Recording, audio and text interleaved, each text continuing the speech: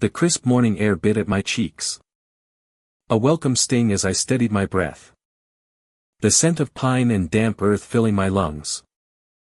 My rifle, cool and familiar against my shoulder, rested on the makeshift stand. My focus narrowed to the rustling in the distant thicket. This was my land. 40 acres of sprawling, untouched wilderness. A sanctuary I'd meticulously cultivated. And today, it felt perfect for a quiet hunt. Then, a shrill, piercing shriek tore through the tranquility, shattering the stillness like glass. What in God's name do you think you're doing? A voice, dripping with indignant fury, sliced through the quiet. My head snapped up, my brow furrowing. Who on earth? Standing barely 20 feet away, hands on hips, was a woman I instantly recognized. Though she clearly didn't recognize me. Karen. Her face, usually a mask of thinly veiled superiority at HOA meetings, was now a vivid portrait of pure outrage. Her eyes blazing, jaw clenched so tight I imagined I could hear her teeth grinding. This is a residential area. You cannot be discharging firearms here. Do you understand the sheer audacity of hunting a wild animal within spitting distance of private residences? She screeched, gesturing wildly, her voice echoing unnaturally across the quiet woods. My rifle remained pointed safely downwards. But a slow, incredulous smile tugged at the corner of my lips. Residential area. This was my private property. Zoned rural agricultural. Well beyond any HOA jurisdiction. Was she serious? She wasn't waiting for an answer. Before I could even open my mouth, she pulled a pristine, laminated card from her purse. A self-important flourish in her hand. As a duly elected member of the Willow Creek Estates Homeowners Association Board, I am hereby issuing you a citation for illegal hunting, discharge of a firearm within community limits, and disturbing the peace. That'll be a $2,000 fine. Payable immediately to the HOA. $2,000. My jaw dropped. The audacity. My chest tightened with a mixture of disbelief and a simmering frustration. A federal game warden being fined for hunting legally on his own land by a glorified neighborhood busybody. Oh. This was going to be rich. Ma'am. With all due respect, I believe you're mistaken. I began. My voice calm. Almost too calm. A stark contrast to the thrumming anger beneath my ribs. This property is outside the Willow Creek Estates jurisdiction. It's private land. And I hold all necessary state and federal permits to hunt here. My words, carefully measured, seemed to bounce off her like pebbles off a granite wall. She scoffed. A truly theatrical sound. A dismissive wave of her perfectly manicured hand. Don't you dare try to lecture me on jurisdiction. Young man. I've been on this board for 12 years. I know the bylaws like the back of my hand. And hunting. Especially with that weapon. She shuddered, pointing dramatically at my rifle as if it were a venomous snake. Is strictly prohibited. Her voice crescendoed, attracting the attention of my neighbor, old Mr. Henderson, who peered curiously from his porch swing 100 yards distant. A sigh escaped my lips. A slow, deliberate release of the tension building in my shoulders. This was going to be a long morning. Ma'am. I tried again. My tone shifting, hardening ever so slightly. I assure you, I am well aware of all applicable state and federal regulations concerning wildlife and land use in this region. I emphasized, federal. Hoping a spark of recognition might ignite in her self-absorbed mind. It didn't. Not even a flicker. Federal. Oh. Please. Are you trying to intimidate me? She sneered. Her eyes narrowing into suspicious slits. I've dealt with your type before trying to skirt the rules. Thinking you're above the law. Well. Not on my watch. She actually puffed out her chest. A ridiculous display. I'm calling the sheriff. They'll set you straight. She whipped out her phone. Her thumb already poised over the dial button. A faint, almost imperceptible tremor ran through me, not of fear, but of anticipation. Excellent. This was exactly what I needed. I watched her. Arms crossed. A small, knowing smirk playing on my lips. By all means. Karen. Please do. I said. My voice barely above a whisper. Yet it seemed to cut through her bluster. I insist. What was she expecting? A local deputy to swoop in and arrest me for exercising my rights. Oh. The irony.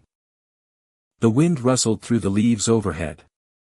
A soft whisper that seemed to carry the promise of impending justice. I imagined the look on her face when the truth hit her like a freight train.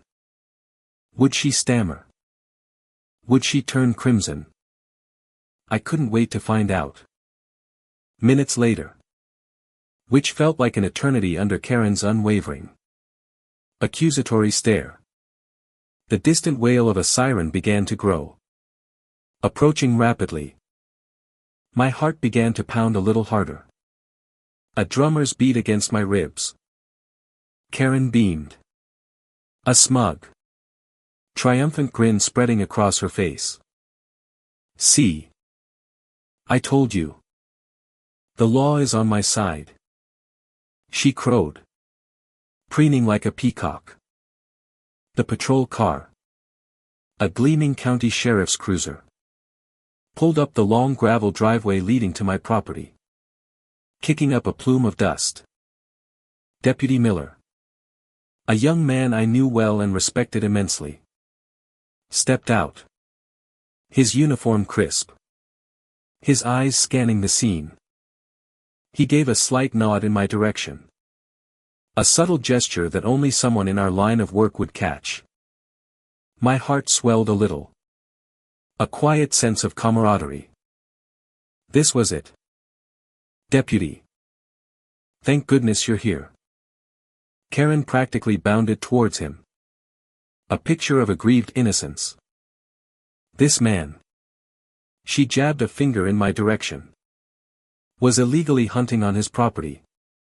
Discharging a firearm. I've already issued him a $2,000 fine. Deputy Miller raised an eyebrow. His gaze sweeping from Karen's animated face to my own placid expression. He nodded slowly. Then turned to me. Sir. Could you please explain what's going on here? His voice was perfectly neutral. But I detected a hint of suppressed amusement in his eyes. Ah. The subtle game of professional courtesy. He knew exactly what was happening. Deputy. I began. My voice clear and authoritative now. All traces of my earlier calm replaced with the quiet power of my actual position. I was simply exercising my right to hunt on my own land. As you know, this property falls under federal wildlife management jurisdiction. And all my activities are fully compliant with federal and state regulations. Karen let out an incredulous gasp. Federal. What federal? This is Willow Creek Estates. She shrieked. Her voice cracking with indignation. Deputy Miller cleared his throat. A barely audible sound that nonetheless commanded attention. Ma'am, he said, turning back to Karen. His voice firm but respectful. Mr. Davies here isn't just a private citizen. He's also Federal Game Warden Davies. The words hung in the air. A sudden, crushing weight. Karen's face, so recently flushed with triumph, drained of all color. Her mouth opened, then closed, then opened again, like a fish out of water, gasping for air. Her eyes darted from Deputy Miller to me. A desperate, dawning realization spreading across her features. The sound of her breath hitched. A faint, ragged gasp. It was glorious. Federal Game Warden, she whispered. The words barely audible, laced with a pathetic disbelief. But you live here. You're a resident. Her argument, flimsy as it was, crumbled around her. My personal touch. Indeed. I stepped forward, closing the distance between us. My gaze unwavering. That's correct, Karen. My home is right here. And this property is part of the territory I oversee. I paused, allowing the gravity of the situation to sink in. And as a Federal Game Warden, I can tell you that not only are my activities here perfectly legal, but your actions, Karen, constitute several serious offenses. My voice was calm, almost clinical. But the impact was devastating. Her shoulders slumped. A visible deflation of her arrogant posture. What offenses? She stammered, her eyes wide with a burgeoning fear. Firstly, I continued, my voice gaining a measured, official cadence. You've made a false accusation against a federal officer in the line of duty, albeit on my own time. Secondly, you've engaged in harassment. And perhaps most significantly, you've attempted to obstruct a legal activity on private property that is federally managed for wildlife conservation. That fine you just issued, it's null and void. Of course. But your actions, they carry actual consequences. I watched her face crumble. The smug superiority vanished, replaced by a ghastly pallor. Her hands, which had so confidently wielded that laminated citation, now trembled uncontrollably. A low, guttural sound escaped her throat. A sound of utter defeat. A choked sob. The air, once thick with her bluster, was now heavy with the silence of her humiliation. Deputy Miller stepped forward, a sympathetic but firm expression on his face. Ma'am, I'm going to need to get some statements from you. This is a serious matter. Karen looked at him, then at me, her eyes brimming with unshed tears. The sharp, imperious tone she always used was gone, replaced by a desperate, pleading whisper. But I didn't know. I thought you were just some rogue hunter. The truth, plain and unvarnished, was a bitter pill. Her self-appointed authority had crashed and burned spectacularly. The deer, which had been the catalyst for this whole absurd confrontation, remained undisturbed in the distance, a silent witness to Karen's spectacular downfall. My heart, still beating a rapid rhythm, felt a strange mix of vindication and a quiet sadness for her utterly misguided sense of power. The aftermath was swift and decisive. Karen faced formal charges. Not just from my department but also from the local authorities for harassment.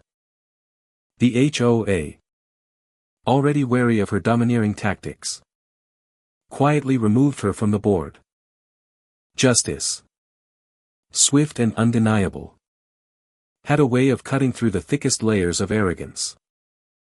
As I reflected on the incident days later, the quiet peace of my land once again embracing me, I thought about the profound impact of understanding rules, boundaries, and most importantly, respect. Respect for the land, for the law, and for each other. It's a fundamental principle often overlooked in our increasingly complex world. This whole ordeal, as bizarre as it was, served as a stark reminder, sometimes, the most important battles are won not with shouting, but with quiet, undeniable truth. It makes you wonder, doesn't it? In our daily lives, how often do we mistake assumption for fact? And how often does that lead us down a path of misguided judgment, where right and wrong become dangerously blurred?